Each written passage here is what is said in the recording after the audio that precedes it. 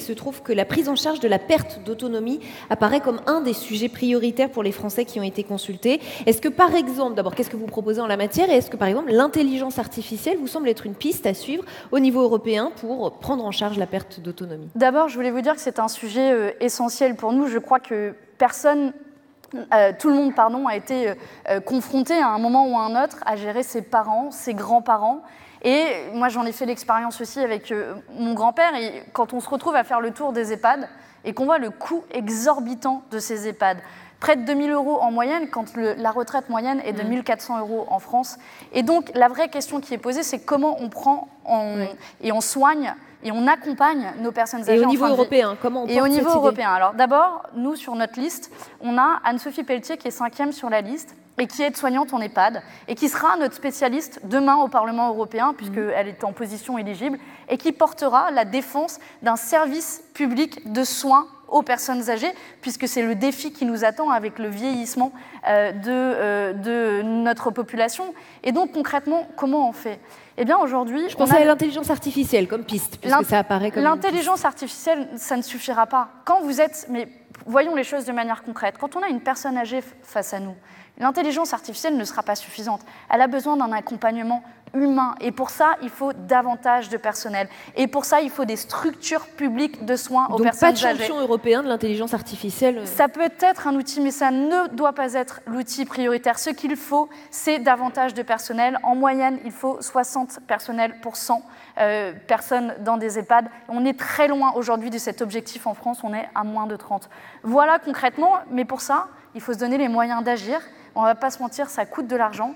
Et il faut faire un choix d'investissement dans des structures publiques, quitte également à ne pas respecter la règle des 3% de déficit, quitte à encadrer strictement les groupes privés, comme le groupe Corian, qui fait des dizaines de millions de bénéfices sur le dos des personnes âgées, et je pense que la santé n'est pas à vendre. Parmi vos propositions, il y a celle de reconnaître la fin de vie assistée dans toute l'Union.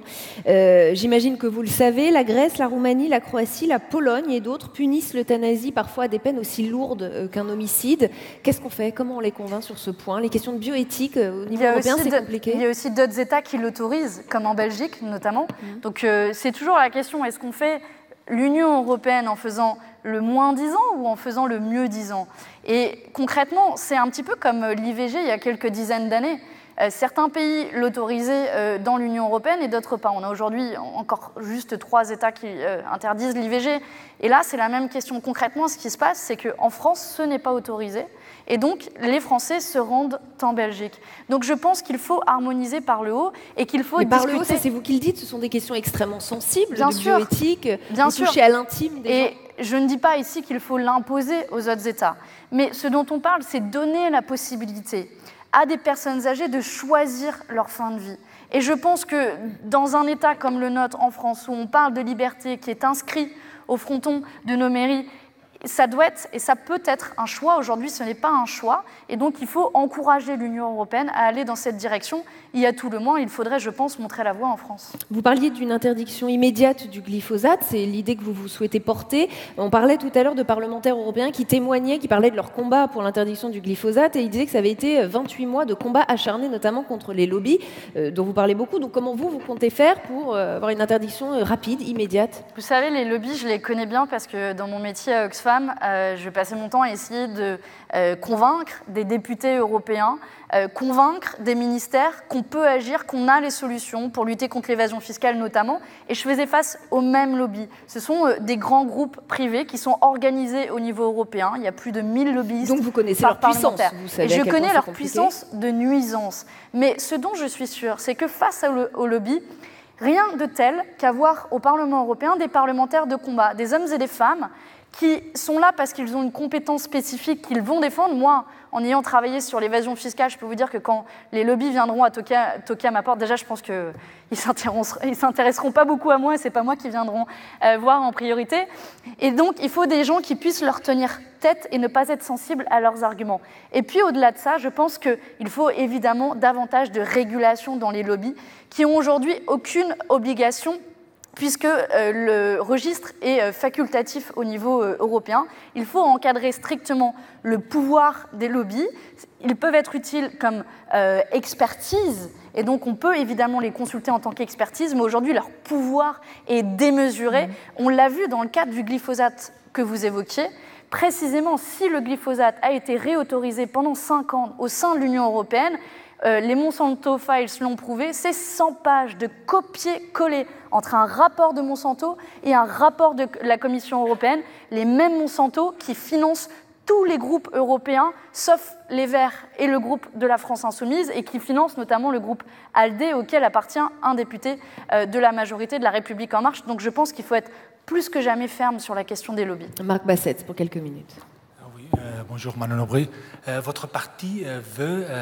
je cite la sortie des traités européens. Je sais que vous n'aimez pas qu'on dise Frexit, mais je ne vois pas quelle Union européenne il y a en dehors des traités européens aujourd'hui. Comment est-ce qu'on peut faire l'Europe sociale en sortant des traités européens? Je vais vous dire et je vais vous répondre. Ce n'est pas ce qu'on veut, l'Europe sociale, qu'on veut rompre avec ces traités européens. Pour bien comprendre ce dont il s'agit et ce que nous disons sur les traités européens, c'est que ces traités européens, à l'heure actuelle, tels qu'ils existent, posent des freins, des obstacles. Je vais au bout de ma démonstration parce qu'elle est importante. Posent des freins et des obstacles à la réalisation du projet politique que nous portons en matière sociale, puisque ça rend quasiment impossible l'harmonisation sociale, ça rend impossible l'harmonisation fiscale avec la règle de l'unanimité des États membres. On n'a pas le contrôle sur la politique monétaire, puisque la Banque centrale est indépendante.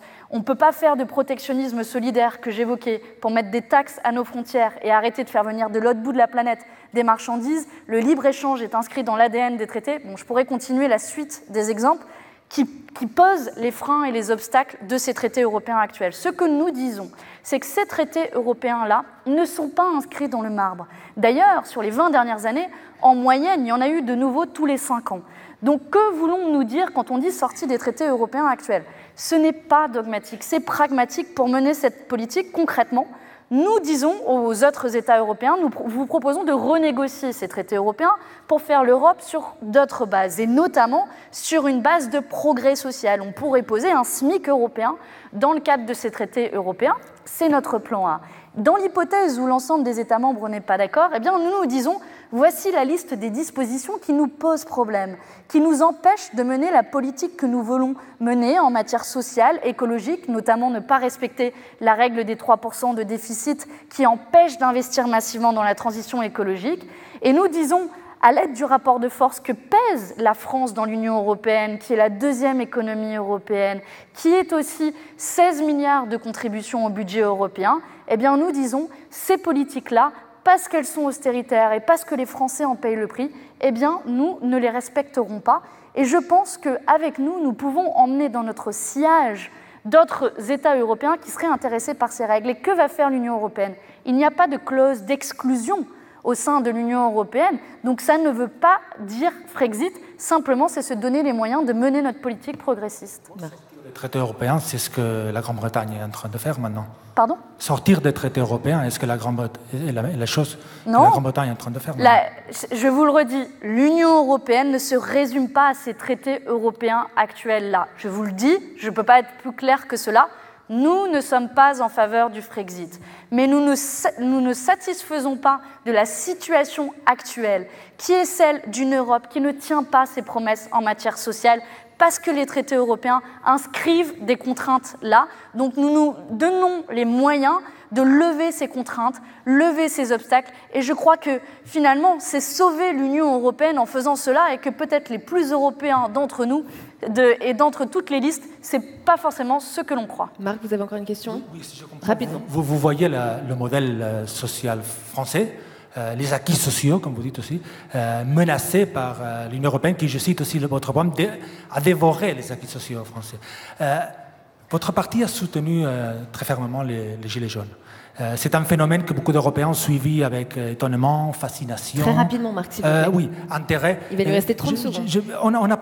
En parlant avec des Européens, pas français, quelques-uns se demandent, mais pourquoi ces Français se plaignent-ils? S'ils ont ce système de protection sociale, ce modèle social aussi avancé, probablement l'un des plus avancés de l'Union européenne et du monde peut-être. Ils se plaignent parce qu'il y a 9 millions de pauvres. Ils se plaignent parce que les inégalités augmentent. Ils se plaignent parce que la CSG augmente. Ils se plaignent parce que la TVA a augmenté de 73% ses recettes ces 20 dernières années, pendant qu'on coupe les impôts des plus riches, et notamment l'impôt de solidarité sur la fortune. Voilà ce que disent en substance les Gilets jaunes.